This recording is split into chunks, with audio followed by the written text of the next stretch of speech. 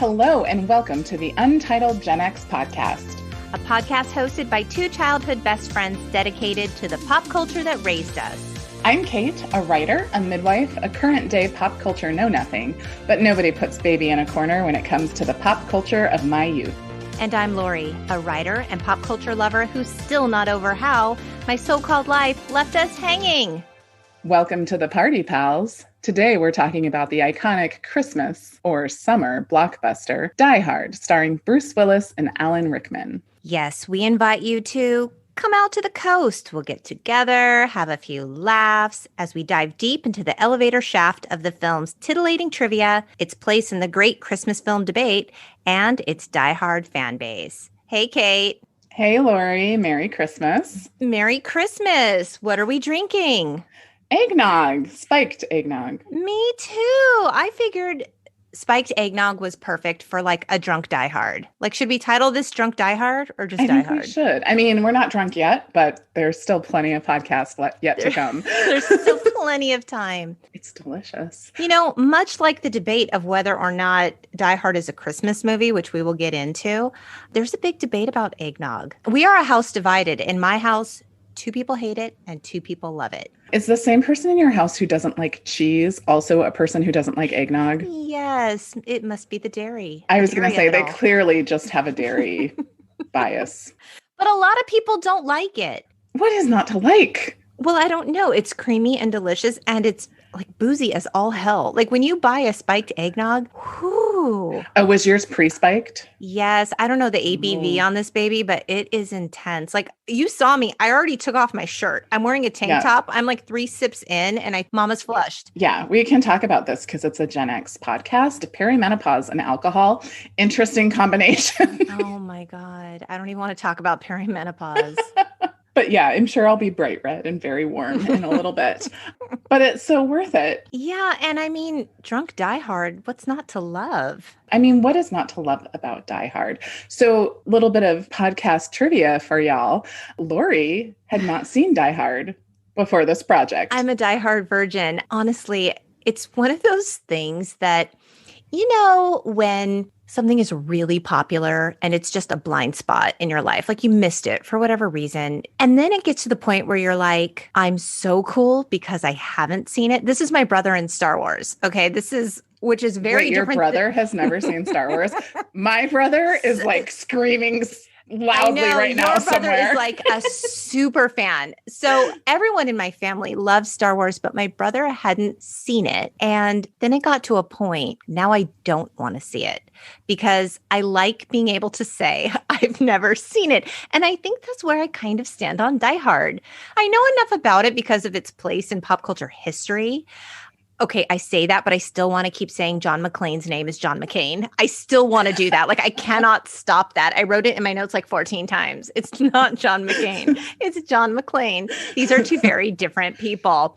Yeah, so it was just one of those things that I hadn't seen. So I was like, well, I'm not going to see it now, but I am going to see it now because we're doing an episode on it. So do you know what I was like for a long time with that? And now I have a block against it, and I also didn't like it as much as every other person on the planet, is the movie with John Travolta and Samuel L. Jackson and Uma Thurman. Pulp Fiction? Yes. What? I saw it in the theater. It blew my ever-loving mind. But I'm a fan of Quentin Tarantino. I love his films. I'm not a big Quentin Tarantino fan. And everyone I know saw that. Like some people I know saw it like 3 times while it was in theaters. Mm-hmm. And I was very, very late to that party.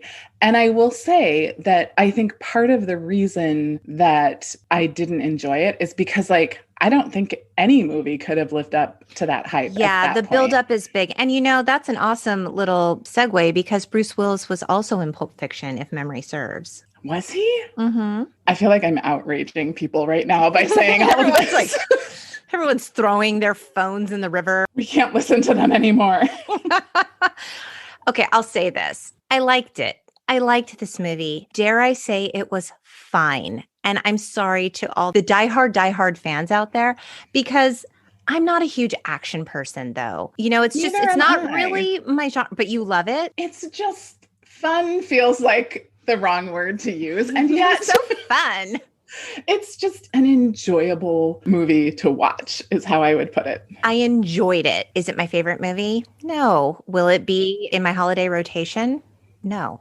I liked it. It was fine. That was a glowing review.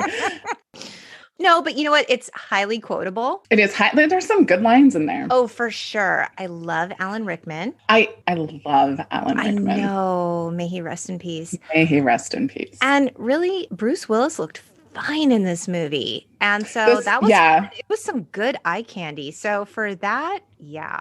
Yeah, Alan Rickman too looks quite good looking and enjoyable in this movie, because he often plays sort of characters that aren't the most attractive. And so it was fun to see him sort of all dolled up. This was his film debut. Did you know that? I learned it after I watched it. Yeah, like he was spotted because he was a theater actor. He was in, I don't know the real French name of it, like Dangerous Liaisons. I don't know who it was, someone involved in production. Look at how detailed the research is. A casting director, perhaps? I don't know if it was the casting director, to be honest. I'm not sure, but they saw him and they loved him and said, he's got to be in this movie. And this was his film debut. Which, I mean, thank you for pulling him off the stage and into film, because he has played some amazing characters over the years. Yes, bring him to the masses. We needed him. Yes, he's wonderful.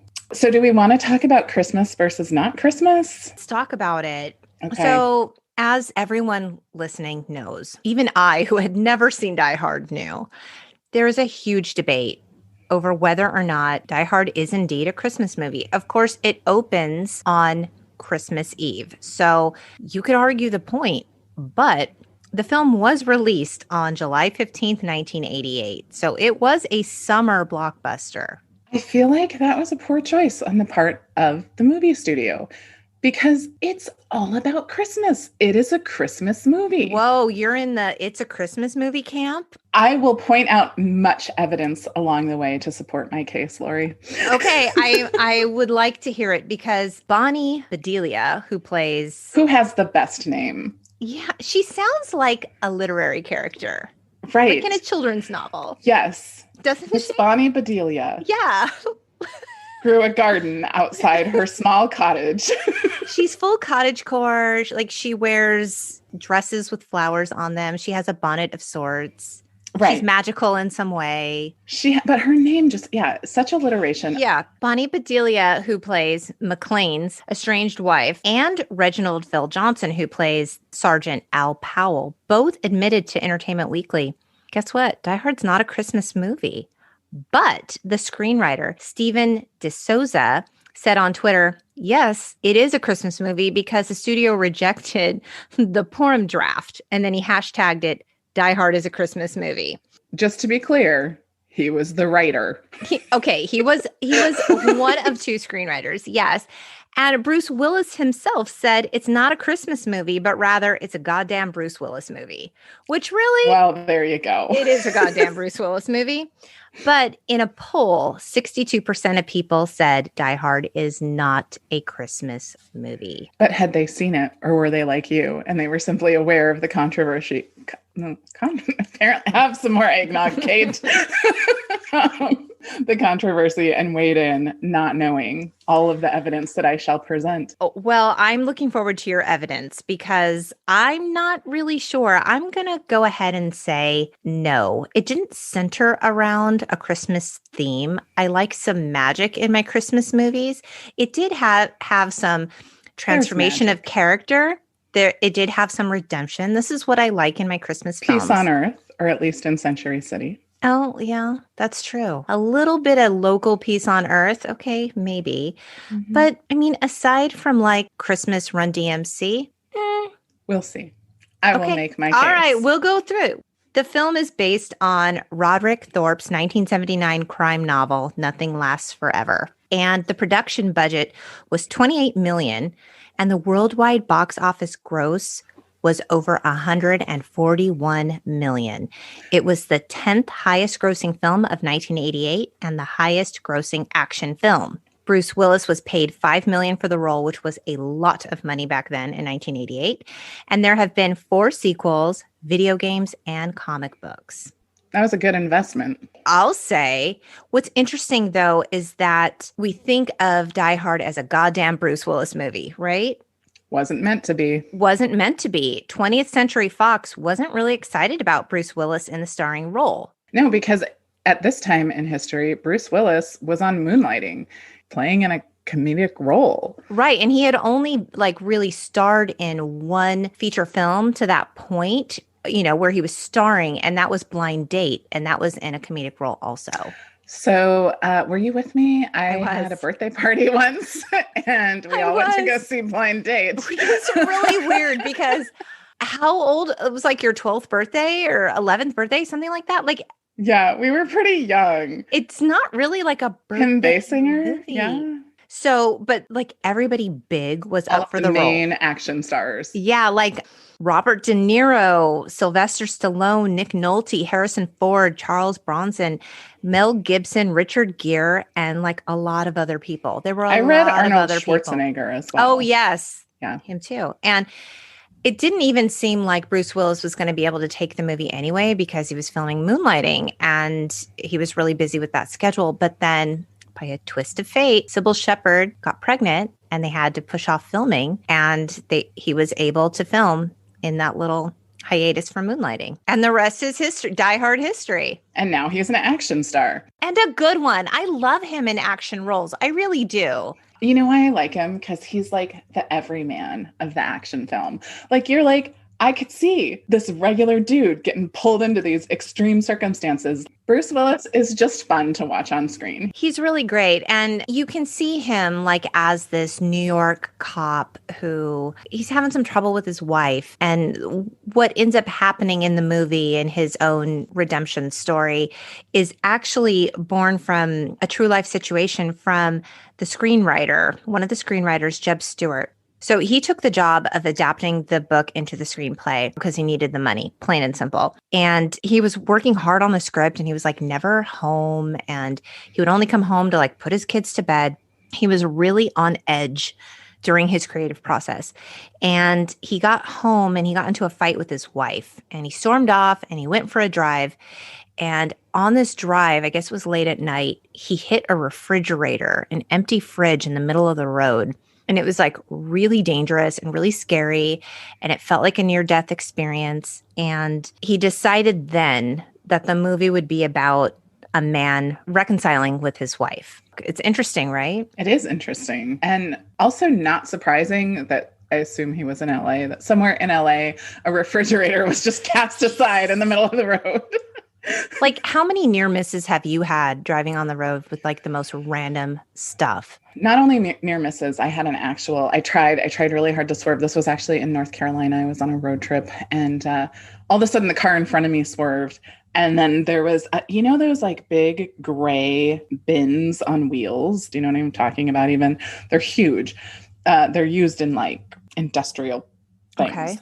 In the middle of the highway. So I couldn't swerve to my right because I was in the fast lane. And I could only swerve so far to my left because otherwise I was afraid I was going to lose control when I hit the gravel. Yeah. And I almost missed it, but I nicked it and it took out my parking light and left me a little scratch.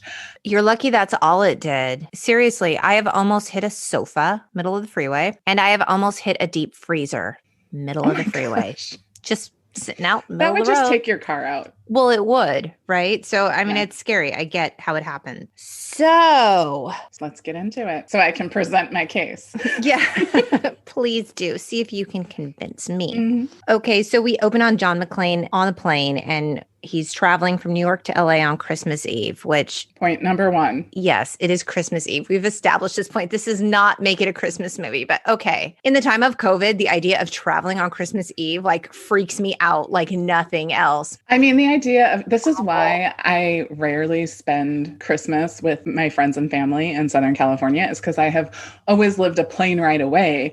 I did once travel on Christmas that is the way to go. If Is you're going to fly around the holidays, fly on Christmas because one, it's not as crowded. And two, all of the flight attendants are making a lot of money. And so they're happy, very happy to be there. I traveled over the holiday season 2 years ago. We took an international trip and it was bonkers. I will not do that again. It was a lot. I mean, a 16-hour plane ride is a lot anyway, but like yes, literally 3 days before Christmas, it's a whole lot. So John McCain, I did spot him checking out the stewardess. John who? Did I say McCain? Oh, man. I'm sorry, Bruce Willis. This is a goddamn Bruce Willis movie.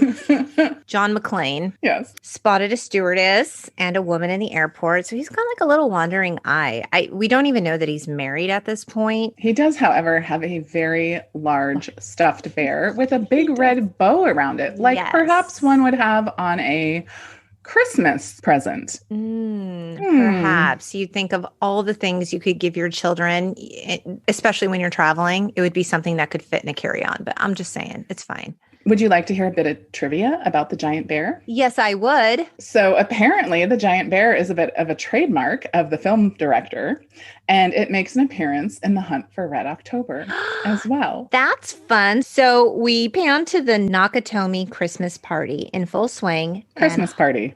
It is a Christmas party. On Christmas Eve.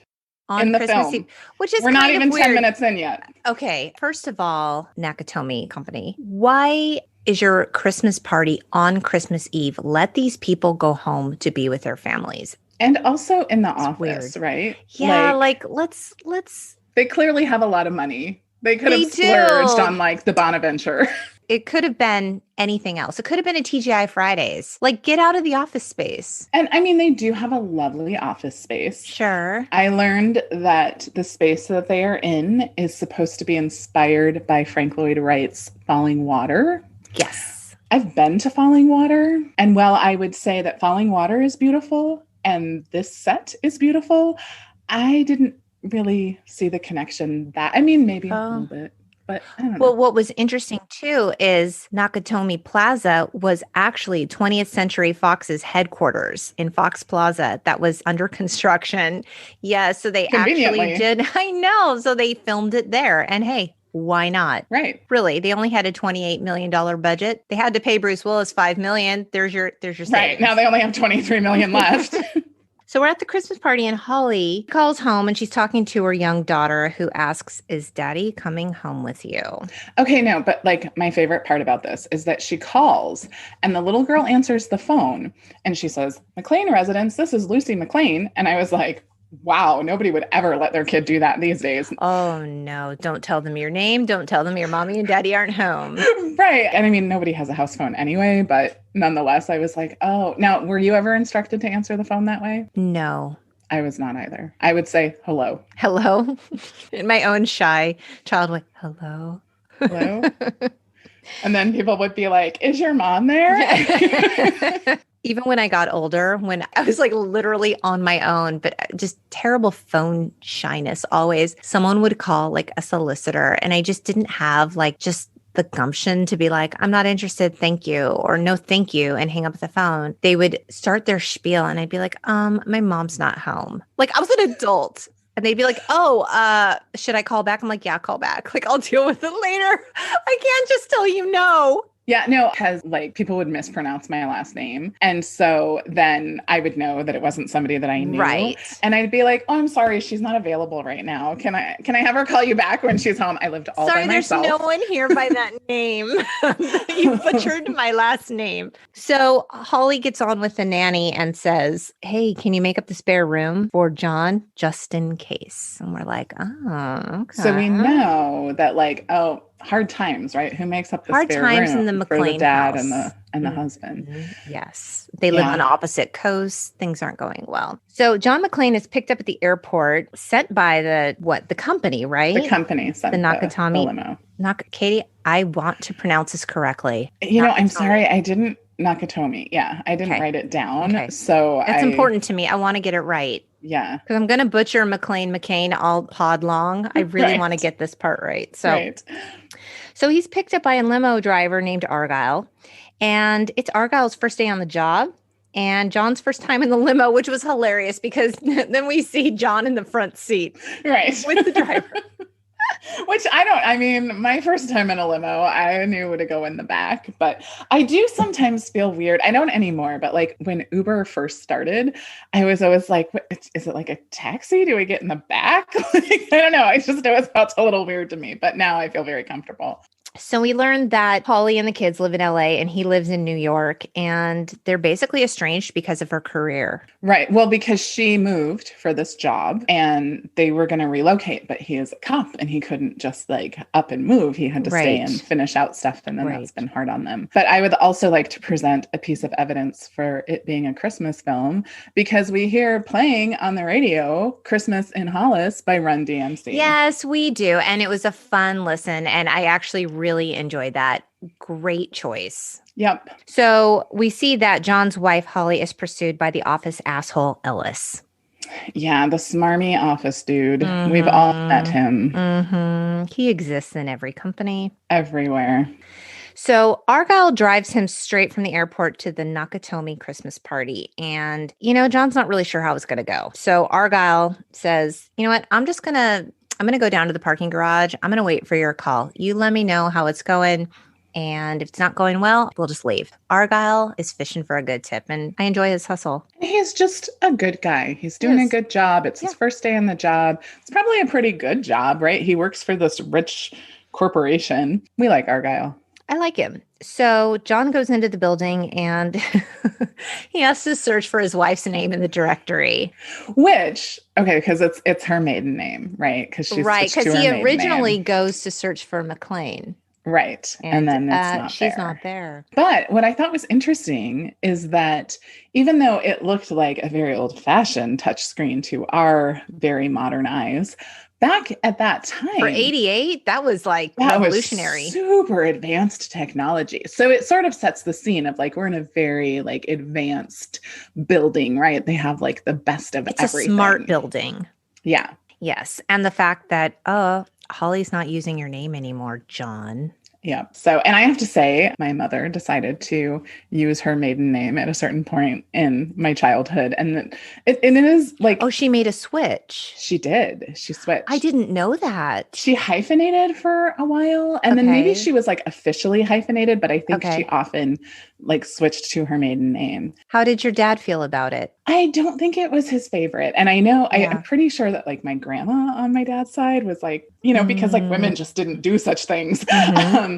I think for the most part, my dad was okay with it, but sometimes he would get called Mr. So-and-so. Oh, yes. Her maiden name. Right. And I think he was like, Mr. Maiden name. Yeah. So, okay. Yeah, I could see that. So Joe Tagagi, did I say it right? Tagagi? I don't know. I am terrible with names. As am I. And it's always like really important to me to get it right. I am no stranger to asking people, can you please pronounce your name? I want to get it right. It's important to me. That's a nice way to say it. Yeah, because it's important to me too, because a lot of people see my name written and for whatever reason they say Cat, and there's nothing wrong with the name Cat. It's just not my name. Well, Katie, I introduce myself as Lori. This is not an unusual name. Okay. Hi, Laura. Yes, I get Laura back. I get Laura back so often. It just blows my mind. I don't understand that. I used to get it's a different Kathy name. Back. Again, Kathy is a lovely name. I know many Kathys, but of the many iterations of Catherine I have gone by, Kathy was never one of them. I was like, that's not my name. Yeah, it's always strange to me. I've gotten Lauren. I've gotten Laura. I'm like, what part of Lori makes you think that's a nickname? Wait, didn't you get Glory once also? Oh my God. So once I went to a hostess stand to put in my name for a restaurant, she's like, name? I'm like, Lori. And she stops and she looks at me and she goes, that is such a beautiful name. And she had to see the bewilderment on my face because that's just not something people say typically when your name is Lori. I don't love the name. I have feelings about the name. No offense to Lori's out there. I know a lot of you. But so she's like, oh my God, that's such a beautiful name. And I looked at her and I like cocked my head. I'm like, really? And she's like, yeah. And I went and I told my husband, she just called my name beautiful. And he was like, what? Like we all agree It's just not one of those names. That's beautiful. Then when our table was ready, she calls the name Glory party of 2. I'm like, is that me? It was me. See? She thought my name was Glory. Which is kind of beautiful, right? Like, I guess so. She thought so. Yeah. Moving on. Back to Drunk Die Hard. I'm hot. I'm This is what sweaty. happens when you drink during a podcast. You go on tangents. I see you're looking a little flushed. A little flushed. Yeah, this is what alcohol. About to get real sloppy. This is the problem with spiked eggnog, is that it's sweet and delicious and you don't really realize you're drinking alcohol. It doesn't take a lot. I was 3 sips in and I already took off my shirt. I have a shirt under it. We're not getting that crazy. But it's not that racy. Unlike the many topless people who pop up in Die Hard. I was going to say, unlike the Nakatomi Christmas party, but we'll get there. So Joe introduces himself to John and he introduces Ellis, who's the head of international development. And Ellis is like busy doing coke at the desk, which... Because it's the 80s. And it's a Christmas party, damn it. So right. Why not? A businessman in the 80s. So good. But he's also at Holly's desk. Yeah, I don't want your coke residue on my desk, Ellis. Right. Again. Jeez. Rude. So we learned that the building is 7 floors under construction and the party is part Christmas party, to your argument, and part celebration that they have just closed a major deal. Oh, and Holly was involved in that, right? Yeah, she was. Like they gave her a Rolex as a thank you. Oh, yeah. Good job. Mm-hmm. Yeah. So Holly comes in and it's like super awkward. And she asks John, where are you staying? And she tells him, the kids would love for you to stay at the house. And she says, I would too. I've missed you. Nice. Okay. Kind of a heartwarming Christmas moment. Yeah. And he says, I guess you didn't miss my name. Burn. Ooh. Yeah. Burn. So they begin kind of like arguing. So we're back to old patterns here. We see a Pacific Courier truck pull into Nakatomi Plaza's garage and like some threatening guys with like really long hair, like blonde dudes, come out to the lobby and then they shoot the security guard. Couple of things. First of all, when John McClane goes to go up the elevator to the party, there's this dude standing by the elevator. Yes, is he the elevator man? Who is he? They never really explain it, but he's a little mysterious. And John looks at him. Like he's also looking at the security. Side eye. Yeah, he's also looking at the security cameras. So, in his own cop brain, he's like assessing the sitch. Right. And so you're already kind of like, oh, something seems a little weird. Something's amiss. So the security guard notices the truck go into the parking garage and it's kind of like, huh. And then this car comes like screeching around and it's all that's happening is the Christmas party. That's all that's happening. The Christmas party. Yes, on Christmas Eve. On Christmas Eve. Just saying. And he's like not suspicious at all. He just kind of sits there and is like, la, la, la. Maybe he's drinking spiked eggnog. Could be. And it wouldn't have really mattered whether he had all of his wits about him or not. No, because they come in and just shoot him point blank in the head. He's a goner. It's done. That's all there is. And okay, now we know Hans and the gang, they're bad mofos. Yeah. Suddenly, they just come in and they're shooting up the place. And John, who's in the private bathroom of the office. Yeah. I think of the owner or I don't know if he's the owner or the CEO, the very important person. Man, who wouldn't want a private bathroom? So John's in there and he's trying to get ready for the Christmas party. And he can hear oh my God, there's just chaos going on outside. Important plot point. When he is on the airplane landing, he's a little nervous. And the businessman next to him who flies all the time tells him, hey, if you want to quickly adapt to the new spot that you're in, take off your shoes, walk on the carpet and make fists with your toes on the carpet. Okay. I just thought John was barefoot because he was just changing clothes and he was barefoot. Caught him at an inopportune time. Nope. He was following the advice of his seatmate on the airplane. Fair enough. So he hears all this gunfire. He grabs his gun. We see a couple scrambling. But not his shoes. Not his shoes. We see a couple having sex in one of the office. Yes. To which I wrote, Man, that's a bummer to have a terrorist attack during the middle of your office affair on Christmas Eve. Maybe in the 80s, parties did get that wild. Coke in the 80s. It was a different time. It was a different time. You know, like when you go back and you like watch Mad Men and you're like, oh my gosh, people were drinking all the time in the office and like doing all this stuff. And then made the workday way better, by the way. Right. So like, I think the 80s were still like slowly coming out of that. I mean, like, look at how much smoking was happening in this movie. Oh, Did you catch that? Like people just don't smoke in movies like that anymore. I have to say, like, I generally think smoking is super disgusting. But there was a moment in this film where John McClane was smoking, looking super fine. And I was like, man, you're making that look real cool. That's like it's why working. They stopped letting people do it in the movies precisely because it of that. It looks so cool. I was like, wow, if I was an impressionable youth, like that might sell me. Right. So Hans addresses the company staff and he says something like, due to the legacy of greed around the globe. I don't know what he said, but they're out for some sort of payback or payday. And he takes the boss, Joe, away. Right. But we see that Holly, John McClane's wife, is kind of like, don't say anything. Don't let him know it's you. Don't let him know it's you. And then eventually, I think because he's afraid they're going to take somebody else instead of him, he steps up and does the brave thing. He seems like a good guy, right? He does seem like a good guy. Sad. Hans wants access to the computers because there's a code that unlocks the vault that holds $640 million in negotiable bearer bonds. And I looked up, like, what are bearer bonds? And there's some sort of like unregistered type of investment security for whatever that means. Like whoever bears them can cash them. Yeah. So I don't know that there's a whole lot of traceability, but they want him. Joe insists he doesn't know the code and Hans kills him because Hans don't play. So that's it. Joe's gone. And he decides that he has his like genius code cracker, so he doesn't really need him anyway. So. Right. Like, we're going to figure this out on our own. Joe, you gots to go. Yeah. Meanwhile, it's all gunfire all over. And Argyle just doesn't hear it because he's chilling in the limo listening to music and he wants that big tip. He's just still waiting to hear from John. He's just waiting. Can't hear anything. Yeah. So the bad guys are doing a bunch of stuff to the building. And John is feeling stressed. He's like, think. And in my mind, I'm thinking, I bet he's honestly just like mostly upset because he doesn't have his shoes. He's making his way through this building and it's like, I don't freaking have shoes on.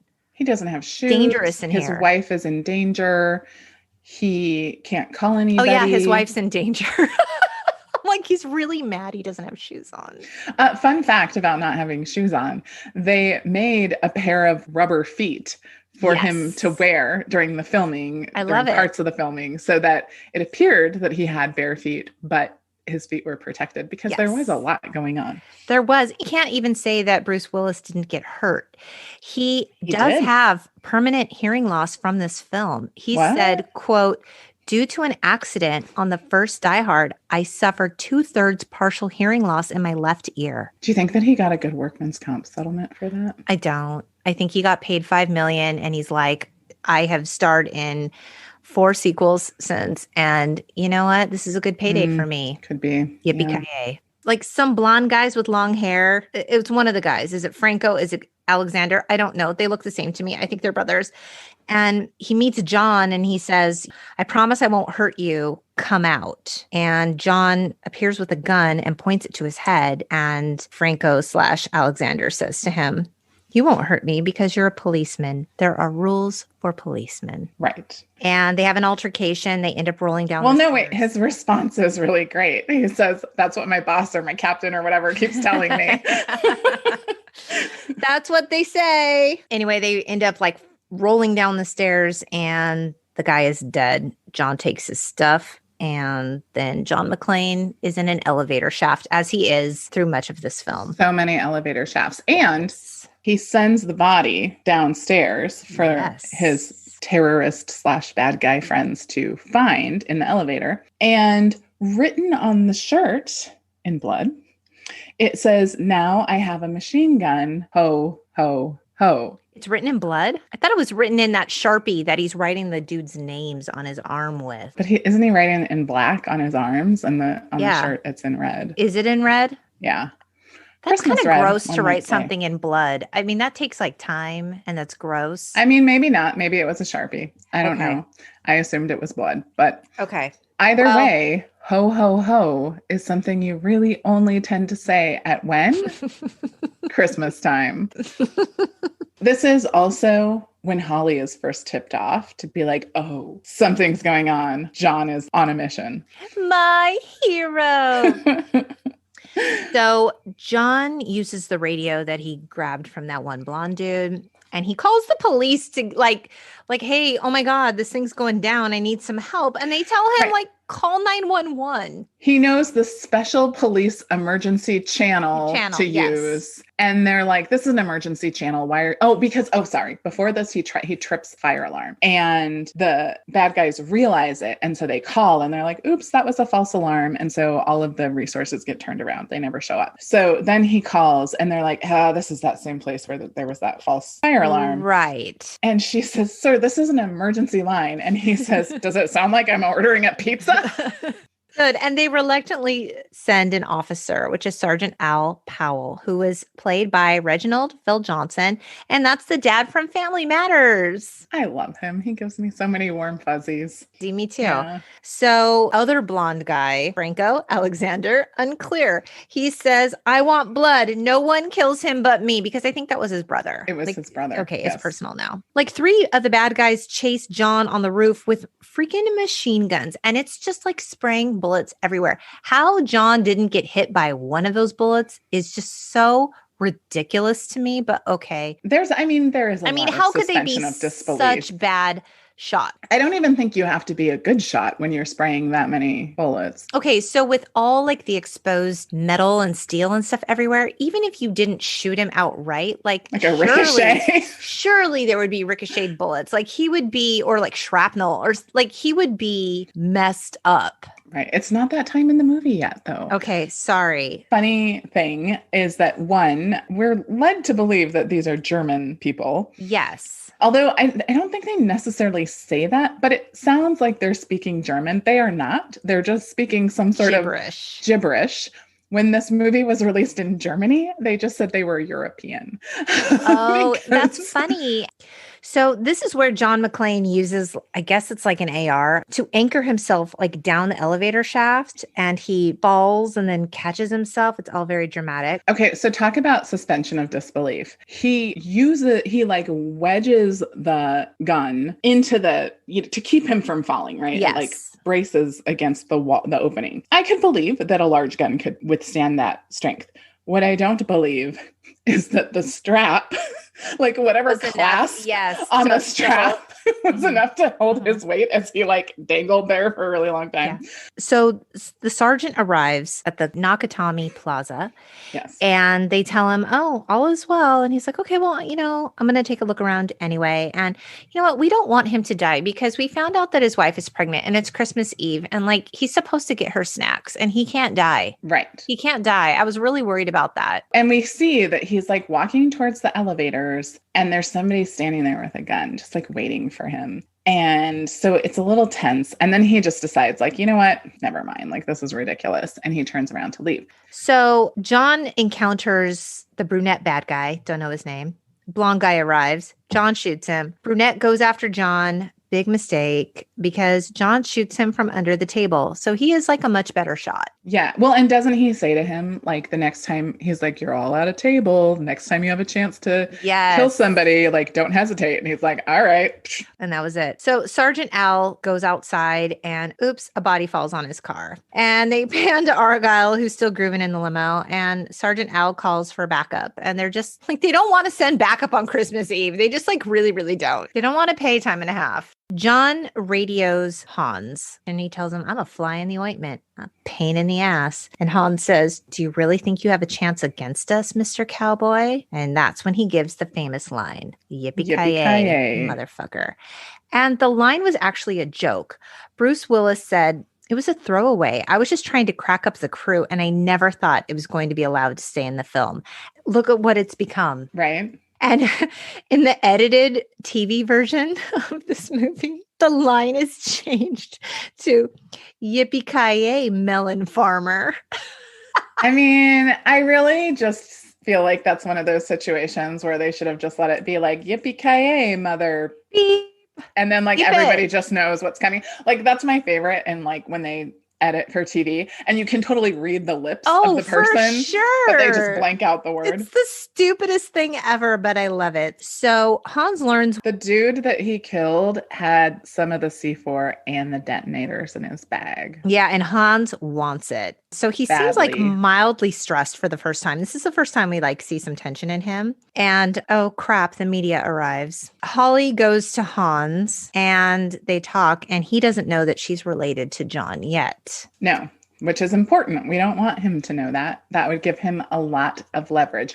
And important plot point as well. Holly, I think, gets frustrated with John early in the movie. And so she flips down the picture of him and her and the kids that's in her office. So there's not a picture of the two of them together. Right. So in the meantime, Argyle sees the report on the news. When the police first show up, is he the chief? Who is he? Chief Dwayne. Yes, Chief Dwayne steps out. And who is Chief Dwayne? But none other than the principal from the Breakfast Club. Okay, I knew I recognized him. I didn't place it. And like, it really felt like the principal from the Breakfast Club left the high school and got a job as a police chief in LA, because this is like what I moonlight doing on Christmas Eve. Character. So he orders the police to go in, and it's just escalating the situation. It's not making things better. Right, because they have a lot of firepower, and the LAPD is just no match for that. And Hans directs his people, like, bring in the car. And then we see, like, I don't know, do they have, like, grenade launchers? Like, yeah, they have, like, missiles and rocket launchers. Yeah. We see John doing, like, some electrical work. I don't know. He's a genius in all things, apparently. And he drops an explosive down the elevator shaft. And there's just, like... Wait, no, he's not doing electrical work. What is he doing? He's putting fuses into a block of explosives. Yeah, that's electrical work. No, it's work that involves electricity. There's no electricity involved. He lights it on fire. Like they're fuses. Okay, he's doing pyrotechnic work. Yes. Rephrase. Okay. And Hans knows it's him when there's like all the explosions. He's like, Roy. Like Roy Rogers. And this is when asshole Ellis goes in to negotiate with Hans, and he ends up dead because he's an asshole and like not sad about it. So Hans talks to the chief of police, and what is he like? Is Dwayne like a master hostage negotiator? Like he's not good at this job, and he wants to know, Hans, what are your demands? And so Hans just like spouts off all these like impossible, like release the prisoners, like in all these different regions all over the world. Right. And like at one time, one of the other bad guys is like, who? And he's like, I don't know. I read about it in a magazine. It was funny. And he's like, you have 2 hours. Right. You have 2 hours to do all this stuff. And then you're going to and then we're going to have a helicopter come and take all of the people off of the roof. And then they'll go to LAX and then they'll get more instructions. Like it's very far flung. Yes. And okay, it's Christmas Eve. LAX is really busy right now. Like not the place. Well, and also the question that just kept coming to mind as I'm watching this and I'm thinking about Hans Gruber and his whole plan is like, wasn't there an easier way?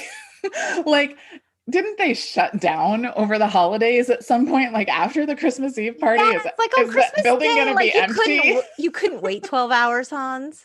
And then you would have like just had to take out the security guard. Which was easy peasy. You did that right when you walked in from the beginning. Like that would have been, you know what? That's a big plot hole. I mean, it's just, like, I feel like they're so advanced in everything that they're doing. Like they couldn't have found a way to like quick get in there, have the security guard disarm something and then like be done with it. This is where I feel like I think that they wanted the gentleman to kind of die a noble death, of like refusing to give this code. But it would have been a lot more plausible if like he really needed the code, like he needed that first code from this guy, which would like justify this whole shenanigan that's going on. But he didn't even really need it. So why cause so much trouble? I mean, aside from the fact that it makes a great movie about Christmas. We're just going to pretend that that's not true. So Hans follows the wires and he like following breadcrumbs or whatever, he finds John McClane. And he pretends to be like a scared office employee with his American accent. And that's when John's like, if you want to stay alive, stay with me. John does figure out this person is not to be trusted.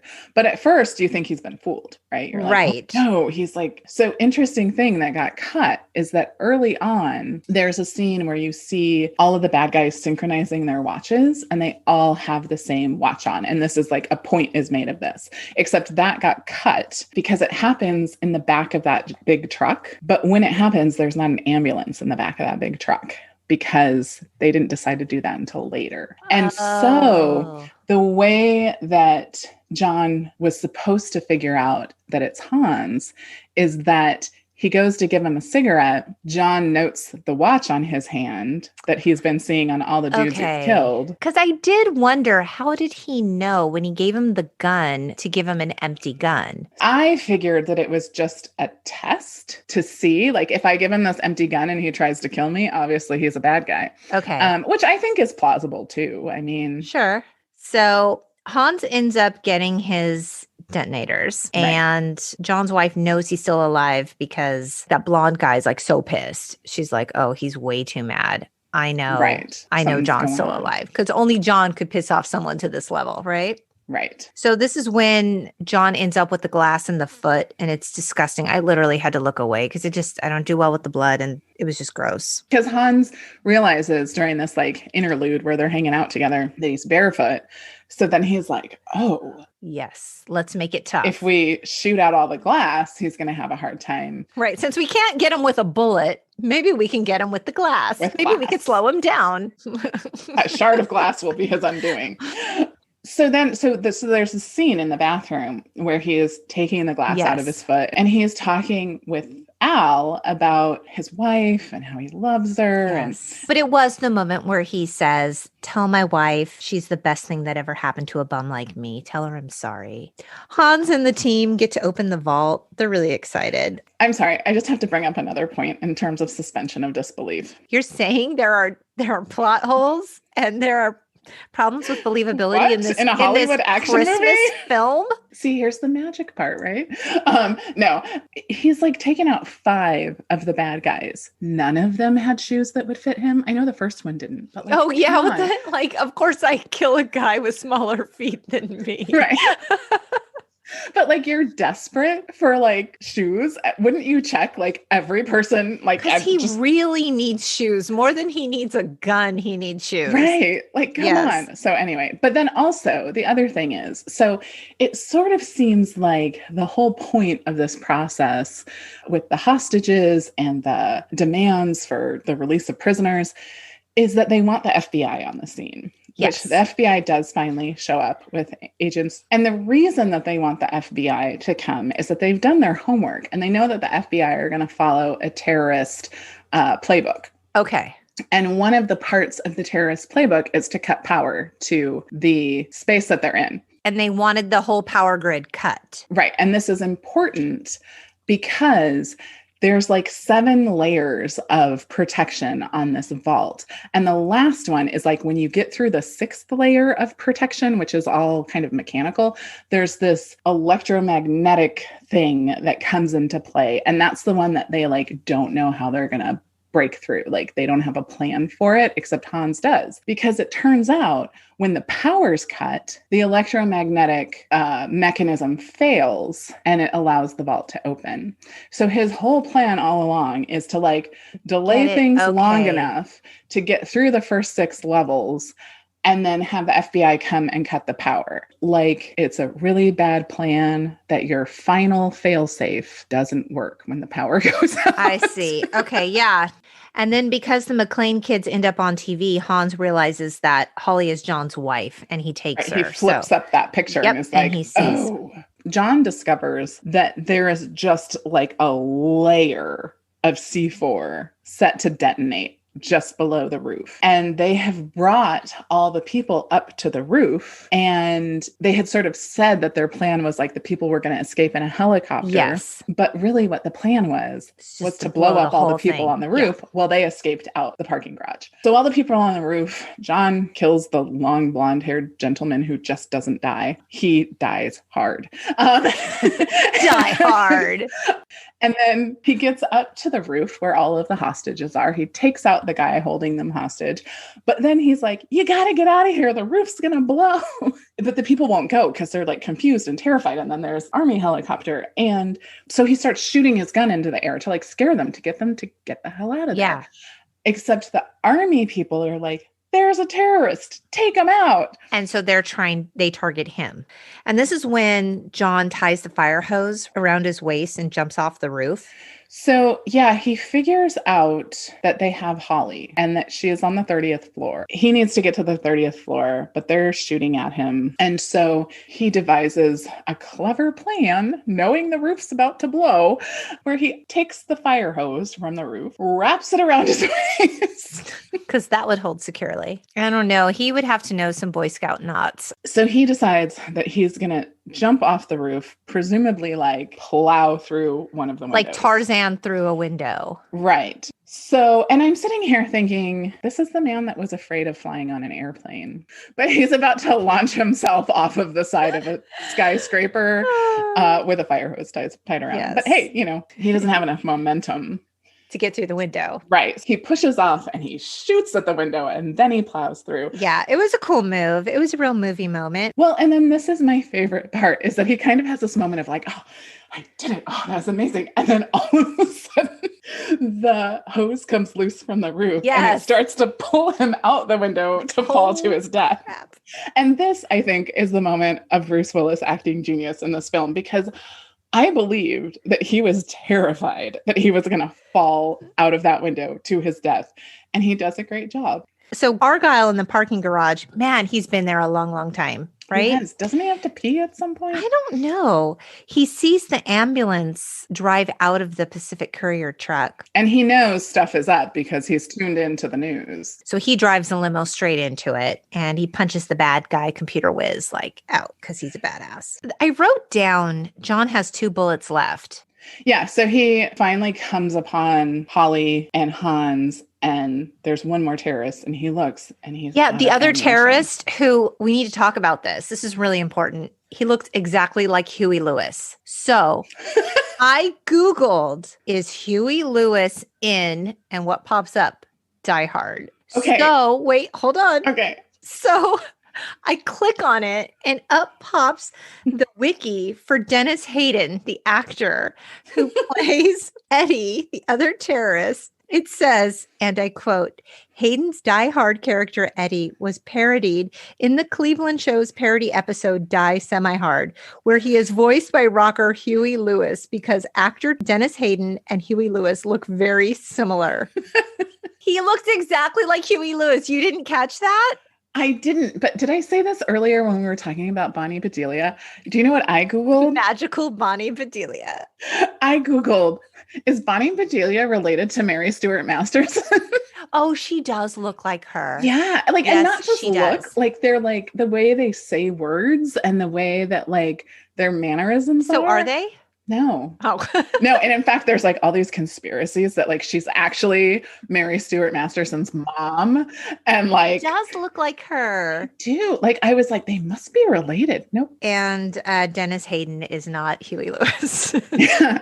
So what happens is he's sitting there and he's like, I have 2 bullets. What am I going to do? Which is really unfortunate because he has had a lot of firepower this whole time. Indeed. And then he like looks at the mail cart and is like, oh, and you think, what is there that he sees that Sharp makes him feel like he's going to envelopes.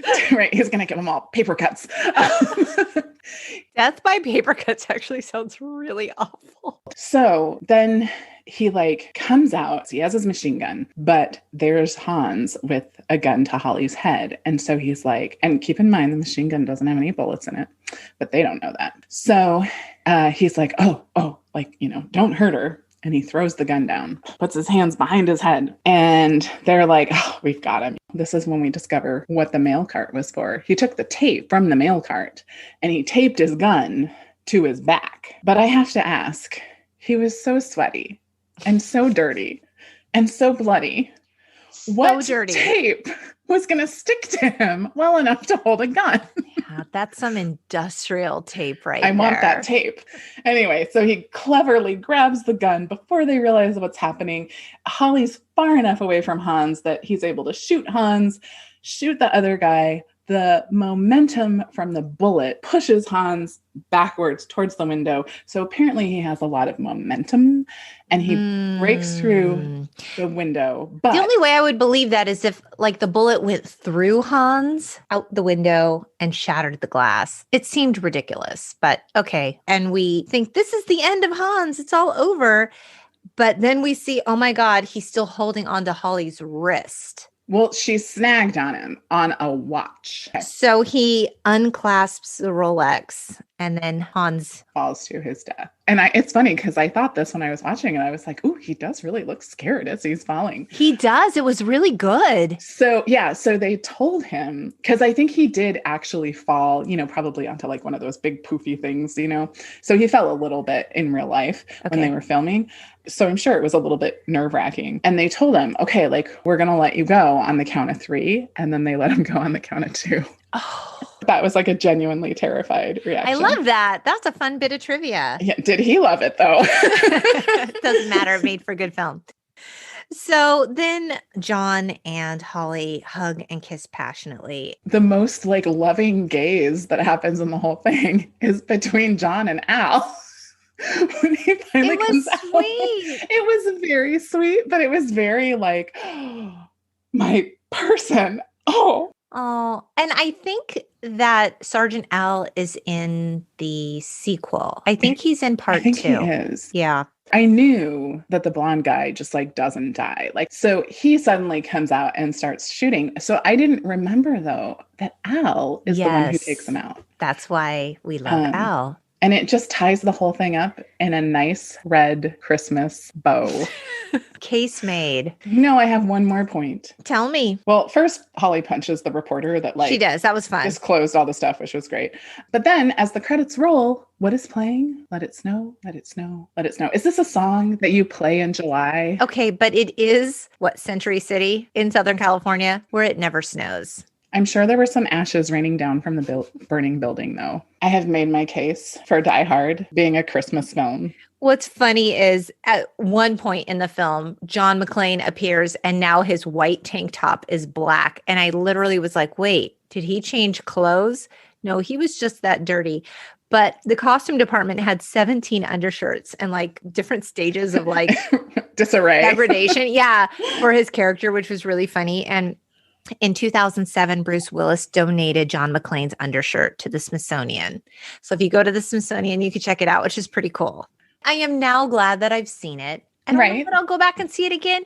It was fun. It didn't give me the Christmas warm fuzzies, but like it was a good time. I think next holiday season, there'll be an ad for it playing because it does play around the holidays. And you'll be like, oh.